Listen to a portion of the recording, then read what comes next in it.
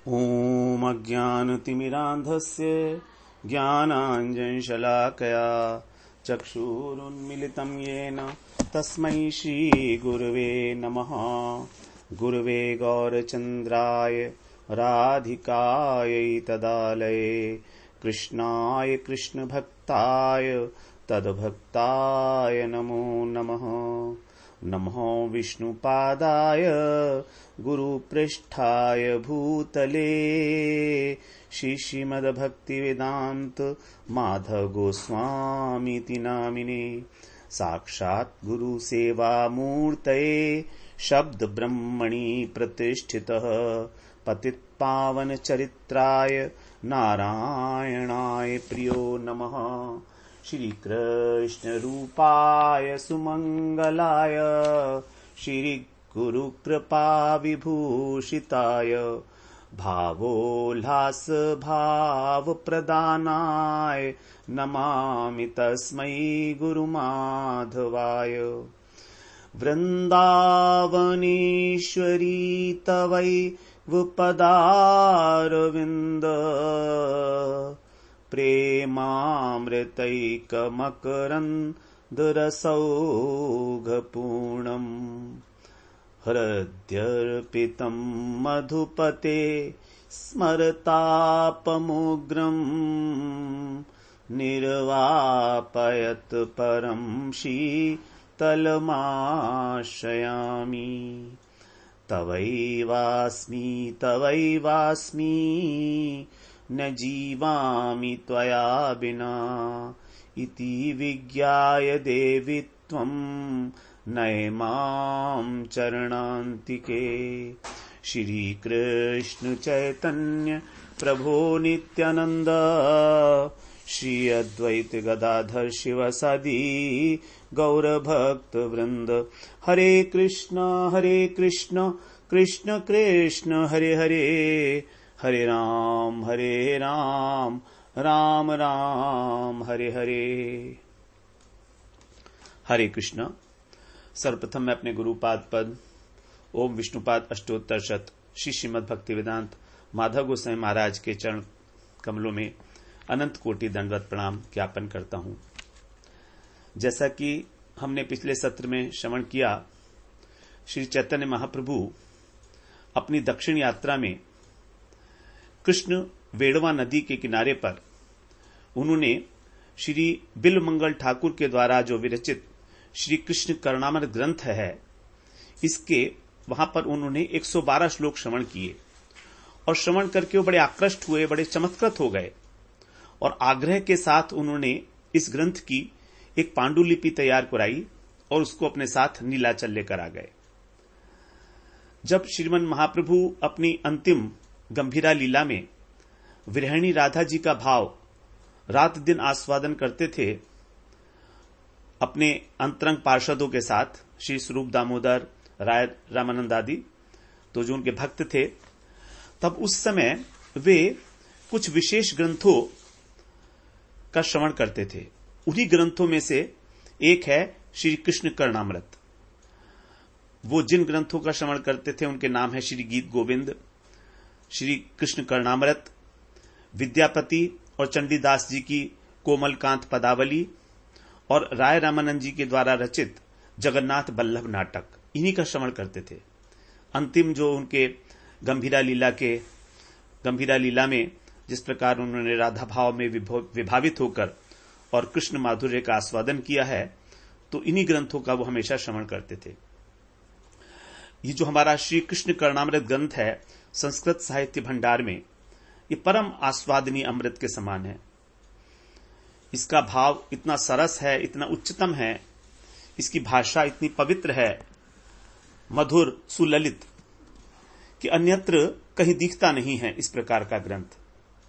केवल हम का समझें कि ये ग्रंथ केवल पाठ करने के लिए है, श्रवण करने के लिए है, ऐसा नहीं, बल्कि ये एक प्रकार की बड़ी उच्च कोटि की भाव साधना करने के लिए एक संपदा, एक ट्रेजर हाउस है। जो श्याम सुंदर हैं, ब्रजेंद्र नंदन श्याम सुंदर, उनके रूप, गुण, लीला, माधुर्य के जो रस है, उसका एक अक्षय निर्झर, जहां से झरना, जहां से निरंतर उस रस की जो फुहारे हैं वो स्रवित होती रहती हैं। जब श्री गुरुदेव के अनुगत्य में साधन भजन करते हुए हम इसका श्रवण करते हैं, तभी हम इसकी जो भाव हैं उनको हृदयंगम कर सकते हैं, अन्यथा नहीं। इसका कारण क्या है? कारण इसका यह है कि इसमें बड़ी गूढ़, रहस्यमयी, परम माधुर्यमयी जो स्वरूप है भगवान का, उसकी उस रस सामग्री से जो भरपूर सामग्री है, वो रस सामग्री, वो सारी इसी ग्रंथ में उपलब्ध है। और इसको जो एक सच्चा भक्त है, निष्कपट, जिसके हृदय में कोई कामना नहीं है, सांसारिक भोग की कामना नहीं है, जो सरल है, निष्कपट है, वही इसको अपने अनुभव का विषय बना सकता है। श्रीमद् भागवत पुराण में शुद्ध भक्ति के 3 विशेष लक्षण बताए गए हैं। वो हैं अहेतुकी, अर्थात निष्कामता, किसी कोई हेतुक नहीं होता। भक्ति का, शुद्ध भक्ति का कोई हेतु नहीं है कि हम भक्ति करते हैं तो भाई क्यों करते हैं, कोई सांसारिक कामना नहीं। दूसरा बताया अप्रतिहता, अर्थात निरंतर, तैल धारावत, अविच्छिन्न भाव से, जैसे गंगा निरंतर समुद्र की ओर धावित हो रही है अखंड रूप से, उसी प्रकार से जो भक्ति की धारा हृदय के अंदर प्रवाहित हुई वो अक्षुष्ण रूप से निरंतर बहती रहे, यही है निरंतरता। और तीसरी बात, सबसे इंपॉर्टेंट बात है, वो है अनन्यता। तो तीनों ही लक्षण जो है शुद्ध भक्ति के, इस ग्रंथ के प्रत्येक श्लोक में हम लोग देख सकते हैं। जहां बिल्वमंगल ठाकुर केवल श्याम सुंदर के ही शब्द, स्पर्श, रूप, रस, गंध को प्राप्त करने के लिए नित्य निरंतर व्याकुल हैं। हृदय में एक व्याकुलता है, एक अभिलाषा है कि कैसे, किस प्रकार मैं कृष्ण का दर्शन करूं, किस प्रकार उनकी नूपुर धुनी का श्रवण करूं। जगत का कोई भी आकर्षण, जागतिक आकर्षण उनके हृदय को स्पर्श नहीं कर सकता, बिल्वमंगल ठाकुर के। अब ये ग्रंथ तो बड़ा रसपूर्ण है, बड़ा माधुर्यपूर्ण है, परम पवित्र है, रस से लबालब भरा हुआ। इस ग्रंथ में प्रवेश करने की इस तुच्छ जीव में तनिक भी योग्यता नहीं है, लेकिन फिर भी पता नहीं क्यों बार बार हृदय इस रस सागर में डुबकी लगाने के लिए आतुर हो चुका है। इससे पहले हम लोग श्रीमद् भगवद गीता का अध्ययन कराए, श्रीमद् भागवत पुराण का अध्ययन हमारा चल रहा है। अभी प्रेम भक्ति चंद्रिका को भी हमने स्पर्श करने का दुस्साहस किया। इन्हीं ग्रंथों की कृपा से और सबसे महत्वपूर्ण श्री गुरु जी की कृपा का आश्रय लेकर ही हम इसके पाठ में प्रवृत्त हो रहे हैं। यत्किंचित यदि उस रस का एक आभास, और आभास भी नहीं, उस आभास का एक छींटा भी यदि हमारे हृदय को स्पर्श कर पाए तो हम कृतकृत्य हो जाएंगे। सब प्रकार से अयोग्य है, लेकिन फिर भी इस ग्रंथ को अनुशीलन करने का कारण हृदय में कहीं ना कहीं युगल सरकार के प्रति सेवा वासना उदय हो, इस प्रकार का लोभ जो है हो चुका है, जागृत हो गया है। बताया है, कृष्ण भक्ति रस भाविता मति क्रियताम यदि कुतोपि लभ्यते तत्र लौल्यमपि मूल्यमेकलम जन्म कोटि सुकृतैर्न लभ्यते। कृष्ण भक्ति रस भाविता मति, अर्थात एक ऐसी मति जो कृष्ण भक्ति रस से भावित हो चुकी है। इस मति को प्राप्त करने के लिए, ऐसी बुद्धि को प्राप्त करने के लिए जो कृष्ण रस में निमज्जित होना चाहती है, उस रस को, तो क्रियताम यदि कुतोपि लभ्यते, यदि कहीं पर मिले तो उसको खरीद लेना। कहीं पर से, कुतोपि, कहीं पर भी से, क्योंकि उसको खरीदने का जो मूल्य तुम्हें देना है वो केवल एक ही मूल्य है, और वो है तत् लौल्यम अपि मूल्यम एकलम। जो लौल्य अर्थात लोभ, उस कृष्ण भक्ति रस में डूबने का जो लोभ है वही एकमात्र मूल्य है इस प्रकार की बुद्धि को खरीदने का। और ये जो लोभ है ये कोई साधारण वस्तु नहीं है। ये लोभ कह रहे हैं जन्म कोटि सुकृतिर न लभ्यते, करोड़ों करोड़ों जन्मों की सुकृति इकट्ठी होने पर भी इस प्रकार का लोभ जागृत नहीं होता। जन्म कोटि सुकृतिर न लभ्यते, हम सोचें कि हमारी कोई पूर्व संस्कार हमारे अंदर इस प्रकार का लोभ जागृत करा देगा, नहीं होगा। ये सुकृति का फल नहीं है। सुकृति का फल साधु संग हो सकता है, लेकिन सुकृति का फल कृष्ण प्रेम के प्रति लोभ नहीं हो सकता। और यदि किसी प्रकार ये लोभ जागृत हो गया है तो इसको मत छोड़ना, क्योंकि वही लोभ हमको उस कृष्ण भक्ति रस के अंदर डुबोएगा। बस एकमात्र वो लोभ जो यत किंचित परिमाण में थोड़ा सा लगने लगा है, वही हमारा जो लोभ है बढ़ता चला जाए, यही इस ग्रंथ के पाठ करने का एकमात्र कारण दिख रहा है। और ये जो पाठ किया जाएगा इसका दूसरा कारण केवल अपने सुख के लिए, जिसको तुलसीदास जी ने कहा अपनी भाषा में स्वांतः सुखाय, किसी दूसरे के लिए कोई उपदेश इत्यादि नहीं देने का।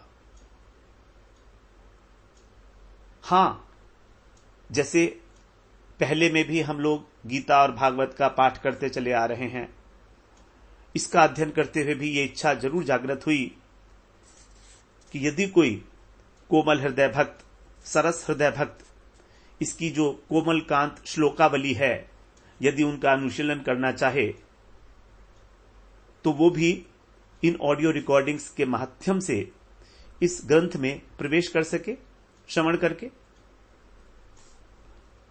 इसीलिए बिना किसी जानकारी के कि कोई व्यक्ति अधिकारी है अथवा अनधिकारी है, इस रिकॉर्डिंग को भेजा जा रहा है। जो रसिक हैं, जो अधिकारी हैं, जिनके अंदर लोभ जागृत हो गया है, तनिक सी योग्यता भी आई है, वे अवश्य इसका श्रवण करके लाभान्वित होंगे। और जो अधिकारी नहीं ही हैं, अनधिकारी हैं, उनसे ये प्रार्थना रहेगी कि वे इसको मुझ जैसे एक तुच्छ अनधिकारी जीव का प्रलाप मात्र समझें। जैसे एक बालक, एक अबोध बालक प्रलाप करता है, उसी प्रकार का प्रलाप समझकर इस धृष्टता की ओर मेरी ध्यान ना दें, मुझे क्षमा करें। उनके चरणों में यही प्रार्थना है।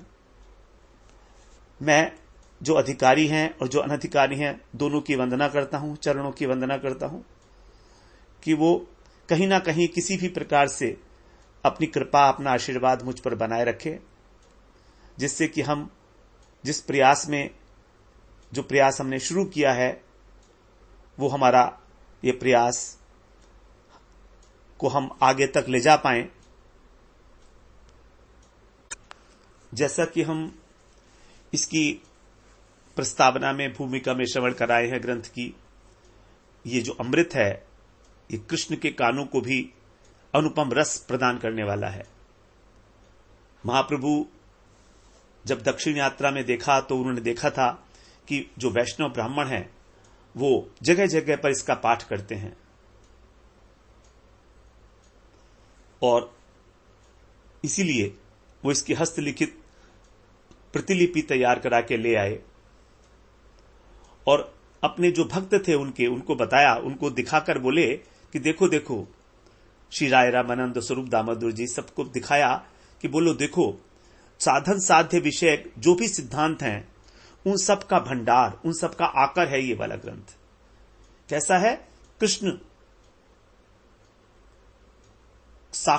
का साक्षात्कार करने वाले जो लीला शुक हैं बिल्वमंगल ठाकुर, उनका ये विलाप है, और विलाप होते हुए भी शुद्ध कृष्ण प्रेम प्रदान कराने वाला है। अनुपम पथ प्रदर्शक है। जो भजन करना चाहते हैं, रागानुगीय पद्धति से भगवान को अपना मानकर लौकिक सद्बंधुवत भाव के अनुसार मधुर राज्य में निकुंज मंदिर में प्रवेश कराने के लिए महाप्रभु ने स्वयं इसका निरंतर आस्वादन किया और भजन शिक्षा के बहाने से अपने भक्तों को भी इसका आस्वादन कराया। बड़ी रहस्यमयी वस्तु। इस प्रकार हम इस महारत्न के अंदर, जिसके समान त्रिभुवन में कोई ग्रंथ है ही नहीं, जो साहित्य भंडार का एक अलौकिक रत्न है, जिसमें कृष्ण माधुर्य से संबंधित जो दिव्य सामग्री वो दी गई है, उसका अध्ययन करते हुए उसके तात्पर्य को हृदयंगम करने की यत्किंचित चेष्टा करेंगे। सबसे पहले बात कर लेते हैं इसके प्रतिपाद्य विषय की। सब प्रकार से ये कृष्ण ही इसके प्रतिपाद्य विषय हैं, उनका सौंदर्य, माधुर्य, लावण्य, भावपूर्वक। भाव मार्ग जो है वही बड़ा सहज भाव बताया गया है, सहज मार्ग है, क्योंकि सभी प्राणी भावमय हैं। ये इस भाव संपत्ति को ही जब हम भगवान की प्रीति के लिए नियोजित कर देते हैं, तब हम उसी को कह सकते हैं भक्ति। भाव मार्ग की जो चरम सार्थकता है वो भक्ति के अंदर ही पर्यवसित होती है। श्रीमद् भागवत पुराण में गोपियों ने कृष्ण के प्रति अपने भाव का ही निवेदन किया, सिद्धांत के रूप में भी और व्यवहार के रूप में भी। गोपियां ही आदर्श हैं। एक्चुअली गोपियों का जो अपने पति पुत्र सुहृदों के प्रति जो कर्तव्य था, उस सब कर्तव्य को उन्होंने, जो समस्त आत्माओं के भी आत्मा है, परम बंधु परमात्मा है, उनके प्रति ही स्थापित कर दिया और सबको छोड़कर वंशी वादन श्रवण करके भगवान के पास आई। इस भाव का मुख्य आधार होगा कृष्ण का दिव्य सौंदर्य माधुर्य से मंडित जो सच्चिदानंद श्री विग्रह है वही, क्योंकि कृष्ण के इसी स्वरूप के अंदर, इसी स्वरूप से उन्होंने सभी को मोह लिया। गोपियों का मन मोह लिया, बिल मंगल ठाकुर को भी मोह लिया। तो कृष्ण जो रसिक शेखर हैं, सभी 12 रसों का आस्वादन करने वाले, ऐसे कृष्ण जो गोपियों के वशीभूत हैं,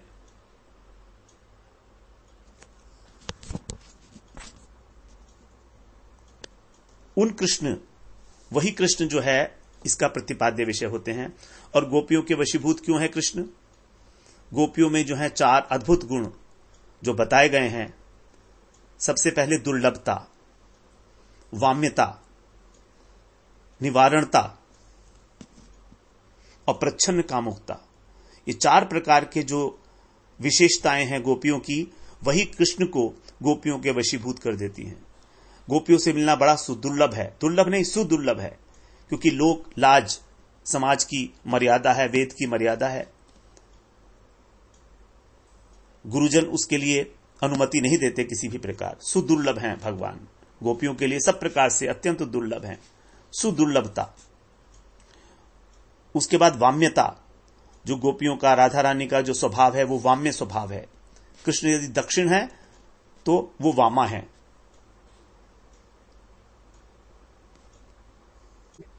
उसके बाद निवारणता, और यदि मिलते भी हैं तो उनको निवारण कर देती हैं, उनको दूर हटा देती हैं, क्योंकि वाम्य स्वभाव जो ठहरा। और चौथा है प्रच्छन्न कामुकता, अर्थात मिलते भी हैं तो बहुत चोरी चोरी से मिलते हैं। प्रच्छन्न वाली छिपी हुई, छिपा हुआ प्रेम है। कामुकता का मतलब यहां पर शुद्ध प्रेम से ही है, क्योंकि गोपियों को जो काम शब्द से अभिप्रेत किया गया है उसका अर्थ ही यहां पर शुद्ध प्रेम है, जो शरीर के धरातल से बहुत ऊपर की वस्तु है। तो ये प्रच्छन्न है। प्रच्छन्न का मतलब होता है छिपा हुआ, स्पष्ट नहीं दिखता है। इस प्रकार से जो 4 विशेष गुण हैं गोपियों के, वही कृष्ण को वशीभूत किए हुए हैं। तो इस प्रकार से जो राग भक्ति का मार्ग है ये, जिसमें साधक भगवान के प्रति आसक्त हो जाता है, कृष्ण के प्रति राग हो जाता है, उसको लौकिक सद्बंधुवत भाव हो जाता है। ये सबके लिए सुलभ नहीं है और ना ही इसकी स्थिति सबके हृदय में हो सकती है। कृष्ण की जिस दिव्य छटा का दर्शन बिल्वमंगल ठाकुर ने किया, उसमें केवल सौंदर्य और माधुर्य का ही जाल चारों ओर बिछा हुआ है। कृष्ण अपने सौंदर्य से केवल गोपियों को ही प्रभावित नहीं करते हैं, बल्कि स्वयं भी जब गोपियों की, राधा रानी के कटाक्ष बाणों से स्वयं भी घायल हो जाते हैं, सुदबुद हो बैठते हैं। इस प्रकार की जो श्याम सुंदर, ब्रजेंद्र श्याम सुंदर की जो लीलाएं हैं, उनका चित्रण इस ग्रंथ में किया गया है। जो सौंदर्य शास्त्र की उच्चतम अवस्थाएं हैं, उनको इस ग्रंथ के अंदर साकार कर दिया, जिससे कि वो जो सौंदर्य बोध है, वो जो रसिक रस है, रसिक हृदय के अंदर जो रसिक भक्त हैं भगवान के, उनको आनंद सिद्धों में डुबो देती है। माधुर्य के महासागर में जो तरंगे उठती हैं, उन तरंगों में भक्त सब प्रकार से अपने को डुबो देता है और उसी माधुर्य सागर के प्रवाह में बिल्वमंगल ठाकुर का जो हृदय है, वो आंदोलित होता रहता है। कृष्ण के रूप माधुर्य में जो रसिक भक्त हैं, प्रेमी भक्त हैं, उनके चित्त को निमग्न करने की एक अपार सामर्थ्य है। इसलिए भक्त हमेशा भगवान की कृपा का आकांक्षी रहता है। उस कृपा को प्राप्त करने के लिए ही जो सबसे पहले 2 सोपान बताए गए, लोभ और अनुगत्य, जब उसके हृदय में लोभ होता है और वो अनुगत्य पूर्व में, गुरु के अनुगत्य में भजन करता है, श्रवण करता है हरि कथा का, तब उसके ऊपर कृपा का वर्षण होता है। तो ये जो कृपा है, ये जो भगवत कृपा है, यही इस माधुर्य का आस्वादन कराने में उसको सक्षम हो सकती है। सौंदर्य शास्त्र में कुछ परिभाषाएं दी गई हैं, रूप, माधुर्य, लावण्य, सौंदर्य। उज्ज्वल नीलमणि के अंदर इनकी परिभाषाएं बताते हुए बता रहे हैं, रूप किसे कहते हैं।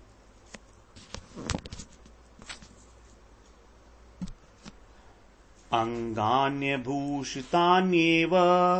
केनचित् भूषणादिनाम् येन भूषितवद् भाति तदरूपमिति कथ्यते। उसमें कह रहे हैं कि रूप किसके लिए बता रहे हैं कि जो सुंदर आभूषणों से भूषित होने पर भी यदि अंग अनाभूषित रहें, अर्थात आभूषणों के द्वारा भी जिसकी शोभा ना हो, आभूषणों की ही शोभा बढ़ाए, ऐसा लगे जैसे कि अंग प्रत्यंग सहज रूप से ही भूषित हैं, बिना आभूषण के ही, उसी को कहेंगे रूप। जो अंगों का गठन है, सौष्ठव है, निर्दोष संविधान है श्री अंगों का, उसको कहा जाता है रूप। और यदि उस रूप को वस्त्र और अलंकार से सुशोभित कर दिया जाए तो हम उसको बोलते हैं शोभा। रूप और छवि, ये 2 शब्दों का प्रयोग किया जाएगा यहां पर। रूप का मतलब तो हो गया अंगों का गठन, और छवि क्या है, जहां पर एक ही मुद्रा में चित्त अटक कर रह जाए। जैसे मोहन जो है मुरली बजा रहे हैं, तो बस उनकी मुरली बजाने की जो एक छवि है, उस छवि के अंदर ही चित्त का अटक जाना, वो हटे नहीं। वो मुद्रा जिसमें भगवान मुरली बजा रहे हैं, वहीं पर अटक गई। जैसे फ्रेम हो गया, स्नैपशॉट। अब श्याम सुंदर की प्रत्येक मुद्रा ही ऐसी है कि वहां से दृष्टि हटना ही नहीं चाहती है, अर्थात उस छवि को हटाकर दूसरी छवि सामने आ जाए, ये इच्छा नहीं होती कि दृश्य बदल जाए। तो इसको बोलते हैं हम छवि, जो स्नैपशॉट है, स्टिल फोटोग्राफी। तो रूप तो हो गया अंगों का सौष्ठव और छवि हो गई एक स्टिल फोटोग्राफ, एक ही छवि, उसको बोलते हैं। फिर लावण्य किसे कहते हैं? लावण्य के लिए बताया है, मुक्ता फलेषु छायायास तरलत्वमिवांतरा प्रतिभाति यदंगेषु लावण्यम तदिहोच्यते। लावण्य कहते हैं कि जैसे अंगों में से जो मोती की कांति के समान जब एक तरलता, एक तरंग दृष्टिगोचर होती है, एक तरंग सी लगती है, पूरी श्री विग्रह के चारों ओर लावण्य की जो लहरियां हैं वो झिलमिलाने लगती हैं, उसको हम बोलते हैं लावण्य। सच्चे मोती के चारों ओर जैसे एक द्युति होती है, एक लहर सी दिखती है, उसी प्रकार जहां प्रत्येक अंग के चारों ओर आनंद की एक लहर सी प्रकट हो, केवल अंगों में नहीं, अंगों के चारों ओर, उसको हम बोलते हैं लावण्य। उसी प्रकार से आगे बताया है सौंदर्य किसे कहते हैं? अंग प्रत्यंग मानो यह सन्निवेशो यथोचितम सुश्लिष्ट संधिवयः स्यात् तत्सौंदर्यम इतीर्यते। तो सौंदर्य में जो है अंग प्रत्यंग का जो भली भांति उनका संधि बंध है, वही महत्वपूर्ण होता है, सन्निवेश। और माधुर्य उसको बोलते हैं जहां सब देश सब काल में जो वस्तु अत्यंत आकर्षित करे, किसी भी परिस्थिति में हो, चित्त को आकर्षक लगे, जो अनिर्वचनीय है। माधुर्य अनिर्वचनीय कहा गया है। माधुर्य को हम लोग केवल संकेत मात्र कर सकते हैं, किमपि अनिर्वाच्यम रूपम कह के, अर्थात कोई एक वस्तु है जिसका निरूपण ही नहीं किया जा सकता, क्योंकि माधुर्य की व्याख्या संभव नहीं है, इसलिए उसको बोल दिया गया रूपम किमपि अनिर्वाच्यम तनोर माधुर्यम उच्यते, क्योंकि वो अनुभूति का विषय है, शब्द का नहीं है। इसलिए कृष्ण का जो दिव्य रूप माधुर्य है, उसकी व्याख्या संभव नहीं, क्योंकि कृष्ण साक्षात अखिल माधुर्य के साकार विग्रह हैं। और इसीलिए बलिमंगल ठाकुर उनके माधुर्य का दर्शन करते करते कभी आघाते नहीं, इसलिए वो कह देते हैं, मधुरम मधुरम वपुरस्य विभुर मधुरम मधुरम वदनम मधुरम मधुगंधि मृदु विस्मित मंद महो मधुरम मधुरम मधुरम मधुरम। मधुरम मधुरम वपुरस्य विभो, ये जो विभु हैं, सर्वव्यापक तत्व ब्रजेंद्र नंदन श्याम सुंदर, इनका समस्त वपु श्री विग्रह ही मधुर है। और मधुरम वदनम मधुरम, और मुख जो है उससे भी अधिक मधुर है। और इनकी जो स्मित है, इनका जो मधुर हास्य है, देखिए पहले तो बताया पूरा विग्रह मधुर, उसके बाद यहां पर पूरे श्री विग्रह के लिए 2 बार मधुर शब्द आया, मधुरम वधुरम वपुरस्य। उसके बाद मुख के लिए 3 बार मधुर कह दिया, मधुरम मधुरम वदनम मधुरम, क्योंकि उससे ज्यादा मधुर है। अब इस वदन से भी, इस मुखचंद्र से भी जो ज्यादा मधुर है, वो है उनका स्मित हास्य, उनकी जो मृदुगंधी, मधुगंधी मृदु स्मित मंद महो, उनकी जो स्मित है वो तो क्या है, मधुरम मधुरम मधुरम मधुरम, 4 बार मधुर कहा। तो जब हृदय के अंदर बिलमंगल ठाकुर के हृदय में जब अनुभूति का ज्वार उठता है, तो शब्द जो है वहां पर उनको मिलते नहीं, और वो शब्द ही जो है अनेक अनेक बार उनकी आवृत्ति होने लगती है। इस प्रकार का जो कृष्ण का माधुर्य है, यही उनका उपास्य है। मोर पिच्छधारी, जो भुवन सर्व अखिल लोक चूड़ामणि, जो सबके आश्रय हैं, उन श्री कृष्ण ने ही नर आकृति धारण की है और एकमात्र उन्हीं की शरण। सौंदर्य, माधुर्य, लावण्य, श्रृंगार, इन सभी गुणों का जो है कृष्ण के स्वरूप में साक्षात प्रकटीकरण हुआ है। इसके अतिरिक्त फिर और कौन, किसका आश्रय लेंगे?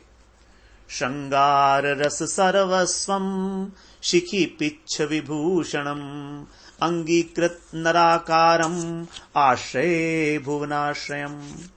जो समस्त भुवन त्रिभुवन के आश्रय हैं एकमात्र, जो श्रृंगार रस के सर्वस्व शिखी पिच्छ मौली हैं, उन्होंने जो नराकृति धारण की है, हम केवल इसी का आश्रय लेते हैं, क्योंकि उसी में उनकी चतुर्धा माधुर्य की अभिव्यक्ति है। रूप माधुरी, वेणु माधुरी,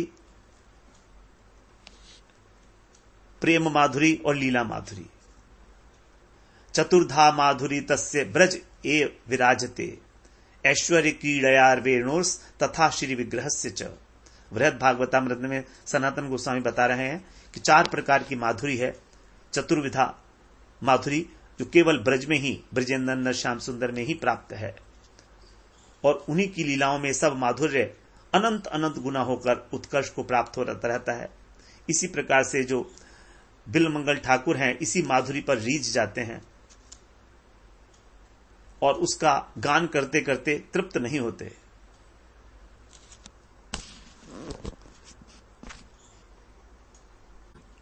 यहां इस ग्रंथ के अंदर केवल जो श्याम सुंदर का अलौकिक दिव्य रूप है, दिव्य सौंदर्य लावण्य है, उसी की यहां पर चर्चा है।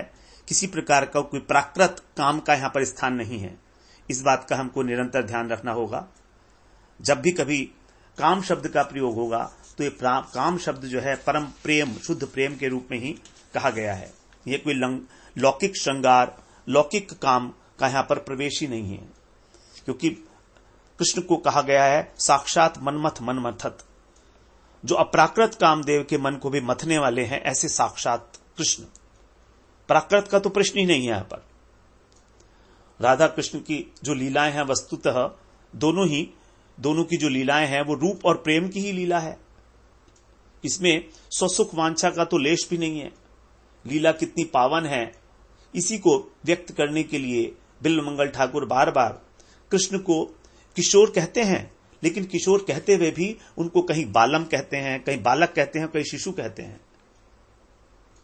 बालक और शिशु, इन दोनों शब्दों का यहां प्रयोग किया गया इसी बात को दिखाने के लिए कि हमारे जो प्रतिपाद्य विषय हैं श्री कृष्ण, उनका जो स्वरूप है कितना कोमल है। जैसे एक बालक का जैसे स्वरूप होता है, उसकी जो भाव भंगिमाएं हैं वो कितनी सहज, कितनी सरल, कितनी कोमल होती हैं। इसीलिए इन दोनों शब्दों का बहुतायत से इस ग्रंथ में प्रयोग किया गया है। बालम और शिशु, शैशव। प्रेम का वास्तव में वर्णन नहीं किया जा सकता। इसकी स्थिति तो केवल ब्रजवासियों के हृदय में ही है। एक अनिर्वचनीय तत्व है। केवल जो रागात्मिक जन हैं कृष्ण के, नंद, यशोदा, गोपियां, उनके सखा, वही इस भाव का जो है आस्वादन करते हैं। उन्हीं के अनुगत्य में जो भक्ति है, हम उसको बोलते हैं रागानुगा भक्ति। भक्त जीव कभी भी नंद, यशोदा, सखा, गोपी नहीं हो सकता। हां, उनका अनुगत्य करके, उनकी अनुगत्य में कृष्ण की सेवा कर सकता है। डायरेक्ट सेवा नहीं, अनुगत्य पूर्वक सेवा।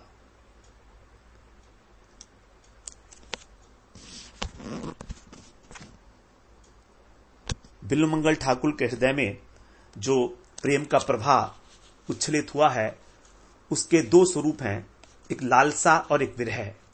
जब लालसा होती है तो उनकी मिलन की इच्छा है कृष्ण से, और विरह का तीव्र पुट भी उसमें मिला हुआ है। प्रत्येक पंक्ति में यह लालसा दृष्टिगोचर होती है। सब श्लोकों में प्रार्थना करते हैं कि मेरे हृदय में उन ब्रज गोपियों के मणि नूपुरों का जो सिंजन है, जो ध्वनि है, वो कब स्फुरित होगी, कब वो प्रेम रस ब्रजेंद्र नंदन श्याम सुंदर मेरे हृदय में क्रीड़ा करेंगे। कब मेरे हृदय में वो अवर्णनीय भाव उदित होगा, जिस भाव के अंदर मैं डूब जाऊंगा। तो प्रार्थना करते हुए निरंतर प्रार्थना कर रहे हैं व्याकुल हृदय से। प्रत्येक पंक्ति में अपने को समर्पित करते हुए भगवान का स्तवन करते हैं, रूप का ध्यान करते हैं।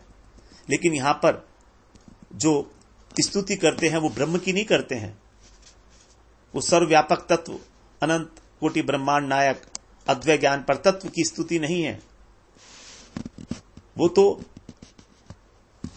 ब्रजेंद्र नंदन श्याम सुंदर की स्तुति कर रहे हैं। जय जय जय देव देव देव त्रिभुवन मंगल दिव्य नाम ध्येय, जय जय जय देव कृष्ण देव श्रवण मनो नयनामृतावतार। अर्थात जो मेरे मन और नयन के अमृत के अवतार हैं, ऐसे बार बार उन्हीं शब्दों को दोहरा के इस प्रकार का जो उनका स्तवन है, इस कृष्ण कर्णामृत ग्रंथ के रूप में जो उनके दर्शनों की तीव्र लालसा से भरा हुआ है, उनको प्राप्त करने की उत्कटता है। अनिंद्य वेणु ध्वनि उनकी मनोभिराम लीलाएं दर्शनों के लिए अत्यंत लीलाशुक व्याकुल हैं, पीड़ित हैं, मानो तड़प रहे हैं। क्योंकि विरह जो है वही साधक के चित्त को परिष्कृत करता है, शुद्ध करता है और उसमें भक्ति रस को स्थापित करता है। प्रेम की जो प्रगाढ़ता है वो विरह में ही अनुभव में आती है। और कृष्ण कर्णामृत जो ग्रंथ है वो एक प्रकार से विरह के अंदर ही जो है उनका गायन है। यहां पर स्थूल विरह नहीं, सूक्ष्म विरह की बात की गई है, जो अकुलाहट के रूप में अभिव्यक्त हुई है। और विरह ही उनकी साधना है। ऐसा नहीं है कि वो विरह को त्यागना चाहते हैं। जैसे वृत्तासुर ने कहा, समंजसत्वा विरही कांक्षे, मुझे अपना विरह दे दीजिए। तो इस प्रकार उनकी जो विरह की दशा है, ये अभिलाषा, उद्वेग, प्रलाप, उन्माद, 10 प्रकार की जो दशाएं हैं, उन सब का वर्णन यहां पर कर्णामृत के माध्यम से बड़ा सुंदर किया गया है। यहां इस विरह में किसी प्रकार की कोई निराशा अथवा कोई क्लेश का कहीं लेश मात्र भी नहीं है। बिलमंगल ठाकुर जानते हैं, जब कृष्ण के चरणों में भक्ति दृढ़ हो जाएगी तो वो दिव्य किशोर मूर्ति को प्राप्त होना कठिन नहीं है। फिर तो मुक्ति भी जो है अंजलि बांधकर सेवा करती है। और धर्म अर्थ काम मोक्ष, धर्म अर्थ काम, ये 3 जो हैं, ये तो सेवा की लालसा में भक्त के प्रतीक्षा करते हैं। तो भक्त को बड़ा विश्वास होता है कि जब मैं भगवान का भजन कर रहा हूं तो मुझे किसी प्रकार की कोई इच्छा नहीं है धर्म अर्थ काम की।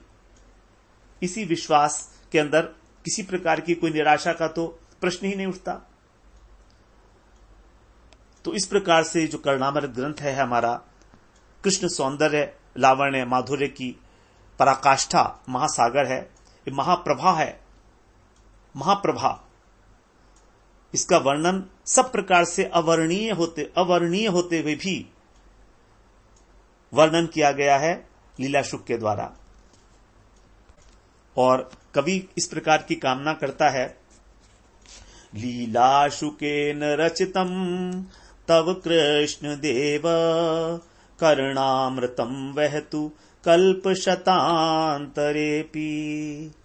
बाद में कहते हैं बिलमंगल ठाकुर कि मेरी यही कामना है कि सैकड़ों कल्प व्यतीत होने पर भी ये कर्णामृत की जो धारा है निरंतर प्रवाहित होते रहे। कर्णामृतम वहतु, प्रवाहित होती रहे ये, कल्प शतांतरेपि। इस प्रकार मैं हमेशा आपके विरह में व्याकुल होकर रोता रहूं, सितकता रहूं, तड़पता रहूं। यही लीलाशुक बिलमंगल ठाकुर की एकमात्र कामना है और यही इसका प्रतिपाद्य विषय है। इसीलिए ये जो सब प्रकार से एक अनूठी रचना, एक अद्वितीय साहित्य कृति के रूप में हमारे सामने जो है उपस्थित है। और हम गुरुदेव की कृपा से इस वेदनामय संगीत का जो आंसुओं के रूप में निस्सृत हुई है बिलमंगल के ठाकुर के हृदय से, उसका हम लोग जो है आस्वादन करेंगे। अगले सत्र में हम लोग बिलमंगल ठाकुर के जीवन चरित्र के विषय में कुछ चर्चा करते हैं। वांछा कल्पतरुभ्यश्च कृपा सिंधुभ्यैव च पतितानां पावनेभ्यो वैष्णवेभ्यो नमो नमः।